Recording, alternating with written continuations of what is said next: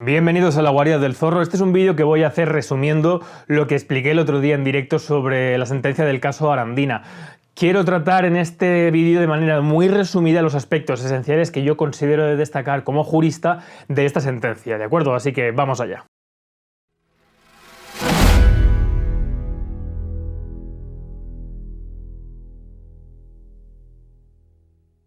Lo primero de deciros que no os fiéis nunca de lo que dicen los medios de comunicación. Tenéis un vídeo ya sobre cómo se inventó la noticia de cómo se rebajaba la pena a un agresor sexual porque se decía que la víctima era actriz, como esta noticia fue básicamente inventada, ¿de acuerdo? Os dejo aquí el vídeo en la descripción para que podáis verlo, cómo destapé este caso que se inventaban los medios de comunicación, porque a los medios de comunicación solo les interesa el sensacionalismo, les da igual el desgarro social, les da igual generar tensión social, lo que les importa es la audiencia, que la gente vea sus medios y que la gente acuda, así que no veáis los medios de comunicación y buscad la información por vosotros mismos. En este sentido tengo que decir que todo el que le interese este caso acuda directamente a la sentencia. La sentencia son 43 páginas, quiero recordar, que realmente, quitando los encabezamientos y tal, y el fallo, que bueno, el fallo es lo primero que se tiene que leer, pero quitando la paja son unas 30 la que hay que leer, y no es mucho, ¿de acuerdo? Yo recomiendo a cualquier persona que le interese este caso que lea la sentencia. Os dejo en la descripción, el link en la descripción del vídeo. Bueno, lo primero que quiero destacar es que en contraposición al derecho civil, en el derecho penal se rige el principio de veracidad. Esto significa que los hechos no se pactan entre las partes como pasa en un pleito civil, sino que tienen que ser lo que ocurrió en ese momento. La investigación, la instrucción y la investigación policial tienen que ir dirigidas a descubrir la verdad de los hechos que acontecieron y no lo que las partes están manifestando que sucedió y el acuerdo entre ellas, porque el derecho penal abarca también el interés social, es decir, por eso se persona en este caso la asociación Clara Campo Amor, por eso hay acusador público, porque cuando se comete un delito de estas características no solamente afecta a los involucrados, sino que afecta a toda la sociedad por el desasosiego y el desgarro social que produce. Bueno, lo primero que hay que decir es que a estas personas se las condena, a estos tres chicos se los condena por un delito de agresión sexual, no de abuso sexual. La diferencia fundamental que existe entre estos dos conceptos, agresión y abuso, es que en la agresión media la violencia al acceso carnal con fines sexuales y en el abuso no. Por ejemplo, en el caso de mantener relaciones sexuales consentidas con una menor, sería un delito de abuso sexual, porque aunque sea consentido, aunque no haya una invasión forzosa y una violación física de esa persona para acceder sexualmente a ella, hay un abuso por parte de una persona que tiene una capacidad moral superior a otra que no la tiene. Lo mismo puede pasar con una persona que sea discapacitada absoluta y está incapacitada, y por lo tanto alguien que abusa sexualmente de una persona que sí que quiere mantener esa relación sexual, pero no tiene sus facultades morales y de madurez plenas para poder decidir si tiene consentimiento su acto sexual, entonces se produce un abuso sexual. ¿Por qué hago esta diferencia? Porque para mí es muy relevante en este caso que evidentemente el hecho de que una menor busque a unos chicos, incluso, bueno, pues acose a un chico haciéndole 18 llamadas, yendo a sus partidos de fútbol a verle, siguiéndole en Instagram, pasándose fotos desnudos, manifestando incluso que no se arrepiente de haber mantenido relaciones sexuales plenas con él, ¿no? Esto no excusa del delito de abuso sexual, porque para eso las personas adultas no tenemos nunca que, por mucho que una persona menor nos provoque o quiera mantener relaciones sexuales con nosotros, ceder, porque esa persona no está en su pleno desarrollo psicológico y tiene las capacidades maduras óptimas para poder decidir si realmente quiere o no mantener relaciones sexuales, ¿de acuerdo? Esto es respecto a la diferencia entre abuso y agresión. En este primer aspecto, decir que yo considero que aquí hay un delito de abuso sexual seguro, como una catedral, a pesar de que no hay ninguna prueba, salvo los pequeños moratones que presenta la víctima y que las familiares dicen que tiene, y que todo lo que sucede en el juicio arranca de la versión que da la chica, le da la menor, en este caso de 15 años, en ese momento cuando suceden los hechos. A pesar de que todo arranca desde sus declaraciones, para mí el hecho de reconocer que se ha mantenido, o si no se reconoce, no sé si porque no he visto el sumario entero, pero bueno, en la sentencia los chicos no niegan que haya mantenido relaciones con ella. Lo que dicen es que no sabían que era menor de 15 años, pensaban que tenía 16, que es la edad de consentimiento sexual en España. Y en este sentido, pues ahora voy a desarrollar diferentes cosas. Pero muy importante recalcar lo primero. Yo considero que hay un delito de abuso sexual. Hay un delito de abuso sexual. Por mucho que una persona tenga 18 o 19, aunque hay maneras en las que pueden influir la verdad, que es el principio de veracidad que hemos dicho al principio, la verdad de los hechos, las circunstancias, qué circunstancias suceden, porque esto no es una fórmula matemática, no es decir, vale, como uno tiene 18 y otro tiene 15, directamente aplicamos esto sumando tal, no, porque entonces los juicios los harían máquinas y no personas. Hay que observar y darse cuenta de cuál es la realidad sustantiva, sustancial de los hechos, los participantes y las circunstancias. Entonces, primero, para mí yo creo que hay un delito de abuso sexual seguro. La agresión sexual, para mí, no está probada, porque versa en la intimidación coactiva de la acción de todos los chicos con ella.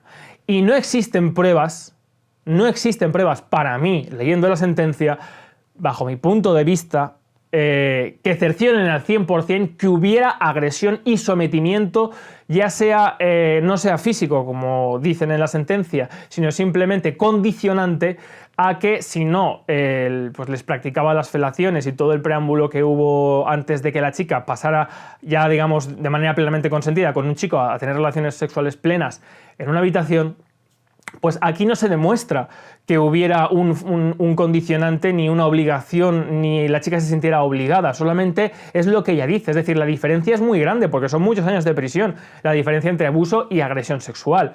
Esa es la principal diferencia. Yo digo que hay un delito de abuso sexual, que la agresión para mí no está probada. Más aún con todas las pruebas de los WhatsApp, de los mensajes, de las testigos, de las amigas de la propia chica, que dicen que si ellos iban de la lengua ella se iba a inventar cosas. La chica cambia la versión 4 veces diferentes, con lo cual la doctrina de la sentencia de 2018, que está en la sentencia, que dice que la testifical de la víctima será prueba si no hay nada que la rebata, que la chica haya cambiado 4 veces su versión, sí que para mí es un indicio de que su testimonio no puede ser tomado al 100% y por lo tanto condenar con toda seguridad a un delito de agresión sexual, es decir, con violencia y además con cooperación necesaria de todos, que suma nada más y nada menos que 38 años de prisión. ¿Por qué digo esto? Porque realmente estos chicos van a pasar en la cárcel casi el mismo tiempo que el violador de Ciudad Lineal, que fue un hombre que violó, destrozó físicamente a 4 niñas menores de 10 años. Un hombre maduro, de 30 años. Por la fuerza, destrozó, incluso con secuelas físicas, a 4 niñas de 10 años. No es lo mismo, se vea por donde se vea. Por eso invito a cualquier persona, como vuelvo a decir, que lea la sentencia. Porque aquí de lo que se trata es de encontrar el principio de veracidad. Y en este sentido, cabe decir que según el artículo 183 del Código Penal, hay aquí un hecho que se puede considerar, y se ha considerado en uno de los casos, que puede ser un eximiente o un atenuante. Y esto es el hecho de que ellos supieran o no que la chica era menor de 16 años, cosa que no está probada. Tampoco está probado que los chicos supieran que la chica era menor de 16 años. Solamente porque la madre un día se cruza con ellos y les dice, cuidado con mi hija que es menor, sí, pero no les dice, oye, que es menor de 16 años. Y si la chica va detrás y les dice por el WhatsApp que quiere hacer un trío con ellos y tal, y no sé qué, está claro que una conversación en WhatsApp no es tampoco un contrato vinculante, pero lo que quiero decir es que no se puede invertir con todo esto la carga probatoria. Lo que se ha hecho con todo esto es invertir la carga probatoria, y los acusados se han visto en la obligación de demostrar que no agredieron físicamente a la chica ni la coaccionaron a realizar los actos sexuales que realizó, y por lo tanto es que además esto, como se ha invertido, no se puede probar. Ellos no tienen es lo que dice la abogada de ellos. ¿Cómo voy a probar yo que no he hecho algo que no puedo probar? Esto es como volver a la Inquisición. Eso es lo que yo decía en mi vídeo. No que estos chicos, que era una cosa de niños y tal. Yo no digo eso. Yo digo que hay que ser consecuente y maduro. Y segundo, el estado de madurez intelectual de los participantes, que en este caso ha habido 2 periciales psicológicas, una de parte y otra perito judicial. Los magistrados dan más, digamos, se quedan más con la versión del perito judicial porque consideran que es más imparcial.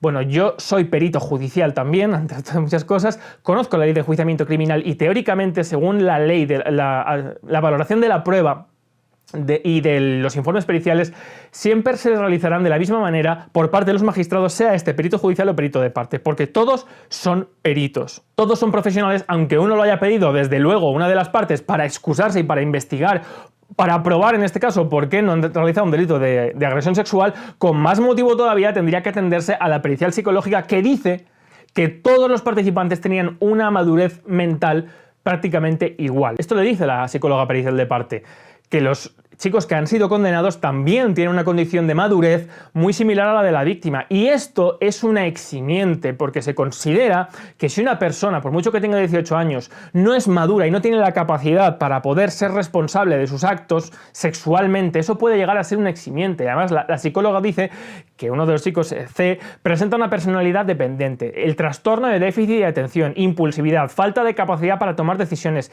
es simple, infantil, lo cual entraña un importante grado de inmadurez. En el mismo grado, el otro chico, MA, aprecia que tienen dificultad para tomar decisiones para la interpretación de situaciones, planificación y déficit de autocontrol de su conducta. Todo esto además cuando hablan de que, luego hubo ciertas testificales y conversaciones de WhatsApp en las cuales la chica primero reconocía ante todo el mundo que estaba muy orgullosa de lo que había ocurrido, y luego de que lo que le preocupaba a ella era que si los chicos iban de la lengua, como obviamente sucedió dado el estado de inmadurez y de que eran, pues eso, chicos de 18, 19, 20 años, como los que vemos hoy en día en cualquier instituto en la puerta, pues si se fueran de la lengua, ella dice, saben las consecuencias, están advertidos, solo felaciones y masturbaciones, pero como cuenten algo yo cuento todo, he inventado. Entonces, esto los magistrados no lo pueden obviar, no para exonerar a los chicos de lo que han hecho, sino para no fallar solamente con el relato de la víctima, porque esto hace que todas estas pruebas lo que hacen es que el relato de la víctima sea inconsistente y por lo tanto, aunque exista un delito de abuso sexual, no se puede probar al 100% la agresión sexual, que haya habido una falta de consentimiento, porque hay pruebas irrefutables que contradicen estas versiones. Por lo tanto, simplemente lo que yo quería decir el otro día con mi vídeo era que para mí, aunque exista un delito de abuso sexual, en este caso considero que se ha politizado e ideologizado el procedimiento con fines de satisfacer a un sector de la sociedad que, si no se fallaba por la máxima pena, iban a volver a salir a la calle con la manada a decir que los hombres son violadores y que buscan la violación. Yo tengo que decir que en este sentido no entiendo por qué en la televisión no se pregunta a psicólogos o a profesionales de la criminalística que evidentemente, por ejemplo, muchos de los crímenes que se producen con varones son con fines sexuales, pero porque hay mucha gente que no está bien de la cabeza. O que quiere... A ver, el que comete un delito es porque quiere algo y le da igual las consecuencias, o considera que no le van a pillar. Y el móvil de muchos hombres siempre en la vida, desgraciadamente, es el sexo. Entonces es normal que muchos hombres cometan más delitos sexuales que mujeres. Cuando digo que es normal me refiero a que es algo comprensible, no que sea algo que yo apruebe. Desde luego yo estoy en contra y considero que una persona como el violador de Ciudad de Lineal, como los autores del caso Alcácer, que todavía no sabemos quiénes son, los de los famosos 12 pelos, con el pelo canoso púbico y tal, esos todavía andan por ahí, sueltos. Para mí esa gente tendría que estar condenada. Una persona que agrede a un menor, le condiciona toda su vida, le genera un trauma, es decir, es que hay que atender a los hechos sustanciales, sustantivos, y al principio de veracidad que rige el procedimiento penal. Y aquí no se ha atendido el principio de veracidad. Se han acomodado los hechos conforme los magistrados han querido para dar un castigo ejemplar. Eso es lo que han querido hacer los magistrados. Y esto, conforme a derecho, es, a todos los efectos, prevaricación. Y eso es lo que yo considero que han hecho los magistrados en este caso. Porque estos chicos, ahora, por haber metido la pata y por haberse dejado llevar en una situación que no eran consecuentes de lo que realmente podía producir, se enfrentan a una pena de 38 años de prisión, 20 de cumplimiento. En fin, con esto simplemente, y para dar el cierre final con este tema, lo que quiero simplemente es hacer un llamamiento, digamos, invitar a la reflexión a todos los espectadores, a deciros que esto no es un caso aislado. Yo soy profesor, he sido profesor de chicos y de chicas de estas edades y más jóvenes. Tengo amigos y amigas profesores de instituto y de colegio que no son precisamente de colegios de monjas. Y creo que tenemos un problema serio con la sexualidad, con el mensaje que le estamos lanzando a nuestros jóvenes y a nuestros adolescentes, empujándolos a ser muy, muy, muy independientes, a definirse sexualmente desde el principio, a considerar que la sexualidad es la liberación de la persona, en contraposición a que antes, claro, como la iglesia oprimía y tal, y todo eso. Eso es la ley del péndulo. La ley del péndulo es por la que se rige todo idiota. Como antes las cosas estaban aquí, pues lo correcto será ir al extremo opuesto. Como bajo Franco, si te dabas un beso por la calle con tu pareja, te ponían una multa, pues hoy a la anchas Castilla. Y no. Yo creo que debemos educar en el respeto, en el autoconocimiento, que es un camino que mucha gente, ni siquiera en la senectud, llega a tocar. ¿Quién soy y qué quiero hacer con mi vida? Y segundo, la autenticidad en las relaciones personales. Buscar la autenticidad y los valores en la otra persona. La conexión, conectar con las personas, que es lo que no sabemos hacer. Estamos hoy en día hiperconectados y estamos hiperestimulados con móviles, con ordenadores, con teles, con canales de YouTube, con canales de Instagram, y se nos está forzando constantemente a mostrar a los demás lo individuales que somos, lo especiales que somos, que pertenecemos a este colectivo, al otro, que somos de izquierdas, de derecha, que pensamos esto, que pensamos lo otro. Sobre todo, además, hay una labor que hacen las redes sociales con esto que es capital, que es el me gusta o no me gusta. ¿Te gusta o no te gusta? Definirte. Tienes que estar definiéndote constantemente. Este es el mensaje que le estamos mandando a nuestros jóvenes. Constantemente tienes que definirte y aflorar tu individualidad. Y yo considero, y en mi artículo de la gran estafa de mi generación, creo que lo pongo muy de manifiesto, que ese es el camino opuesto a tener una sociedad feliz y sana. Feliz y sana. Porque qué casualidad que ahora que gozamos de la época con mayores comodidades del mundo, es decir, lo que ahora todo ciudadano puede tener, no lo tenía un rey hace 100 años, sin embargo somos más felices que nunca. Y yo creo que eso se debe a que hemos perdido el sentido de individuos, de individuación, que forma parte del sentido de sentirse parte de un colectivo, de una especie, de escuchar a los demás, de sentirte integrado en un grupo y de fomentar las relaciones entre nosotros con el sentido natural de atender a lo que otra persona es y a escuchar a los demás. Y estamos viendo en el sentido opuesto. Y por eso tenemos estos problemas con la juventud, que esto nadie quiere hablar de ello, pero hay en este momento, yo diría casi, bueno, en muchos colegios de España, menores que se pasan fotos desnudos de 13, 12, incluso 11 años, que quedan para hacer orgías. ¿Y qué pasa? Pues que igual se entera papá, se enfada mucho y pasa esto. No digo que haya sucedido, pero puede ser un caso. Y por las circunstancias sociales que la política lleva así los últimos años fomentando las ideologías del siglo XXI, que son las ideologías de género, las ideologías de sexualidad, las ideologías de patriarcado, todas estas cosas tan etéreas, ¿de acuerdo?, son las ideologías del siglo XXI, porque ahora ya la clase obrera y la clase burguesa ya no existe, y por lo tanto ya no se puede dividir la sociedad en esas ideologías tradicionales. Ahora hay que buscar otra manera de dividirla. ¿Cómo? Entre hombres y mujeres, entre gays y lesbianas, me da igual, entre religiosos y ateos. ¿No os dais cuenta de que todo está dirigido a ese enfrentamiento constantemente? Claro, y que cuando los políticos hablan de recuperar los valores de la tolerancia, yo estoy en contra de la tolerancia.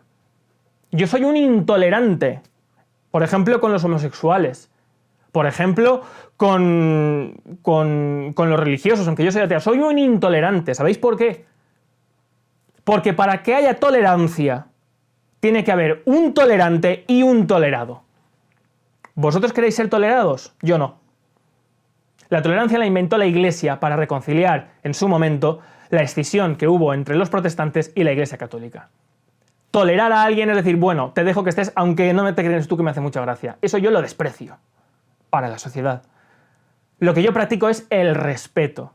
Es decir, aunque yo no comparto tu punto de vista, entiendo que tú tienes unas características individuales diferentes a las mías, pero pertenecemos como individuos a una misma comunidad y nos necesitamos el uno del otro. Y eso forma parte del respeto. Yo estoy a favor del respeto. Cuando digo que soy intolerante con un homosexual me refiero a que es que yo no tengo que tolerarle, porque para mí es tan normal su existencia como un heterosexual. ¿Entendéis lo que quiero decir? Es como cuando le preguntan, hay un vídeo de Morgan Freeman que le preguntan, bueno, ¿y usted por qué no está a favor de la semana del mes negro de Estados Unidos? Y dice, pues porque el mes negro de Estados Unidos es una imbecilidad. ¿Quiere usted un mes blanco? Y le dice el entrevistador, no, es que soy judía. Bueno, ¿quieres un mes judío? no, pues yo tampoco. Porque la historia de los negros no se puede reducir en un mes, es la historia de Estados Unidos. Y dice, bueno, entonces como el entrevistador, ¿cómo vamos a acabar con el racismo? Y dice Morgan Freeman, pues deja de hablar de él. Deja de hablar de él. Yo voy a dejar de decirte hombre blanco y te voy a pedir que dejes de decirme hombre negro. Yo me llamo Morgan Freeman y tú te llamas pues como te llames. Pues lo mismo. Dejad de pensar en somos mujeres, somos hombres. Si realmente queremos la igualdad,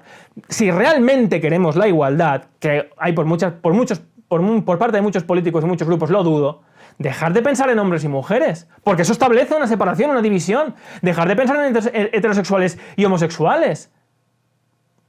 Dejar de pensar en religiosos y ateos. Si todos somos iguales. La igualdad implica la normalidad, la comunidad. Todos somos individuos con nuestras diferencias, pero el respeto mutuo es el que hace que podamos coexistir y respetarnos entre nosotros. Y ese es el principal problema que ha generado la socialdemocracia en España, la posmodernidad, que además se ha convertido en ideología, creando un relativismo moral y un escepticismo cultural, que es básicamente que todo vale. Y tengo un vídeo preparado del tema del plátano la obra de arte del plátano de 120.000 euros, cómo se nota ahí la posmodernidad. ¿Por qué? Pues porque cuando el hombre va a comerse el plátano, y lo adelanto ya, están todos riéndose y con el móvil grabando, porque saben que todo es falso. ¿Vosotros creéis que si alguien fuera al Pardo o al Louvre, quien fuera, y cogiera un cuadro y cogiera un cuchillo y dijera, oye, que voy a rajar este cuadro, la gente estaría riéndose y haciendo fotos? No, estaría horrorizado o intentando evitarlo. Porque existe en todos ese sentido de que algo está bien o mal, que algo es justo o injusto. Y eso la política lo está intentando deformar día a día, creando este tipo de ideologías. Solo quería decir esto, espero no haber sido tan largo como esperaba. Os invito a seguir este canal. Salud y República Constitucional.